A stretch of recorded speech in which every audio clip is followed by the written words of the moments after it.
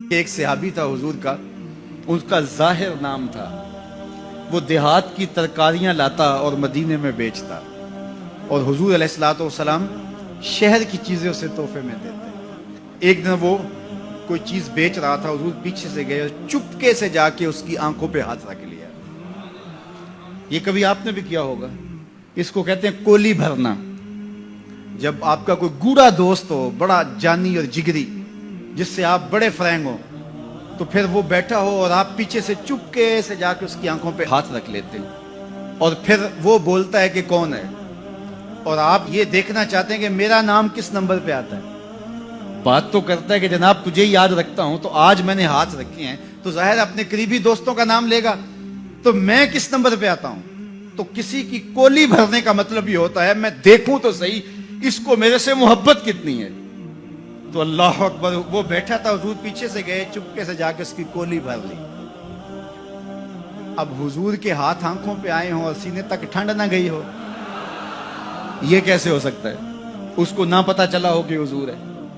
بلکہ حدیث میں آتا ہے کہ وہ بولتا نہیں، حضور آنکھیں دبا رہے ہیں اور وہ بولتا نہیں، بلکہ جب اس کو یقین ہو گیا کہ حضور ہی ہیں، تو اس نے اپنی کمر کو پیچھے حضور کے سینے سے جوڑ کے رگڑنا شروع کر دیا، اور حضور دبا رہے ہیں کہ یعنی وہ بتائے کہ میں کون ہوں، لیکن وہ بولتا ہی نہیں ہے۔ مجھے میاں صاحب یاد آئے، لوگ تو اس کو مجاز کے معنی میں لیتے ہیں، میں یہاں یہ شعر پڑھتا ہوں۔ سفنے دے وچ ماہی ملیا تے گل وچ پا لیاں باواں، سفنے دے وچ ماہی ملیا تے گل وچ پا لیاں باواں، ڈر دی ماری اکھ نہ کھولاں متاں پھر وچھڑ نہ جاواں، ڈر دی ماری اکھ نہ کھولاں متاں پھر وچھڑ نہ جاواں۔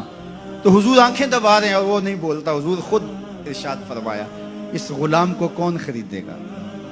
تو اس نے کہا حضور مجھے کس نے خریدنا ہے، میں تو بہت سستا ہوں۔ فرمایا تو بہت مہنگا ہے۔ اللہ اکبر، تو اللہ کے ہاں بہت مہنگا ہے۔ تو حضور یوں بھی پیار کیا کرتے۔ تو نام کوئی اور تھا، حضور نے لاٹ سے کہا ذوالیدین، وہ دو ہاتھوں والے، نام ہی دو ہاتھوں والا پڑ گیا۔ ایک دن کسی نے حضرت ذوالیدین سے پوچھا کہ یہ تو حضور نے لاٹ سے کہا ذوالیدین، لوگوں نے بھی کہنا شروع کر دیا، نام تو تمہارا کوئی اور ہوگا، بتاؤ تمہارا اصل نام کیا تھا؟ حضرت ذوالیدین بولے میرا اصل نام وہی ہے جو حضور نے رکھ دیا ہے۔ ساری زندگی اپنا نام ہی نہیں بتائے، کہا میرا وہی نام ہے جو حضور نے رکھ دیا ہے۔ حضرت سفینہ رضی اللہ تعالیٰ عنہ، اللہ اکبر، سفینہ کس طرح ان کا نام پڑا؟ نام اس طرح پڑا کہ جب قافلہ چلتا تھا تو حضرت سفینہ جو ہے وہ پیچھے رہتے، حضور نے کہا کہ تم ذرا پیچھے رہو، قافلے میں سے کسی شخص کی کوئی چیز گری پڑی ہو تو وہ اٹھا لیا کرو۔ پھر قافلہ جہاں پڑاؤ کرتا تو وہ آواز دیتے بھئی کسی کی کوئی شے گم ہے تو وہ مجھ سے لے لے۔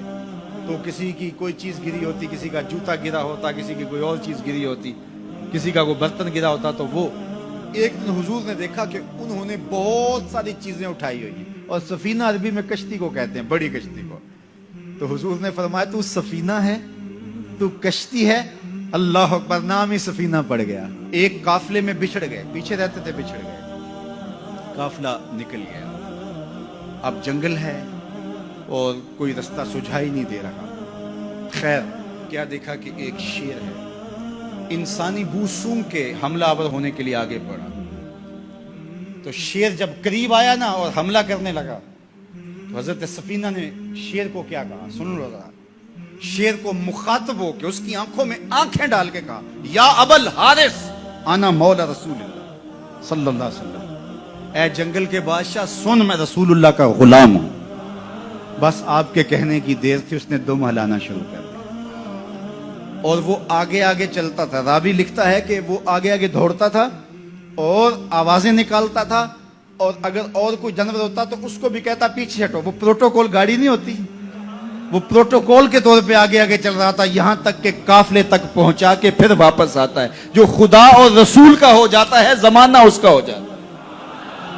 تو کہا کہ تم کس کی تلاش میں لگے ہو، آؤ ذرا ان کے ہو کے تو دیکھو۔